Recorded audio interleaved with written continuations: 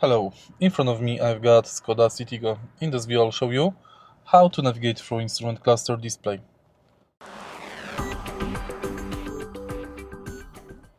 In the beginning, take a look behind the right side of the steering wheel. Right here we've got this lever.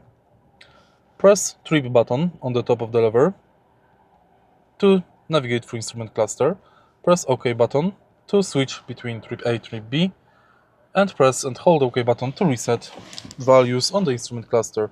Now take a look at it and what we can find here. First you can find odometer, and next you can find current speed, average speed,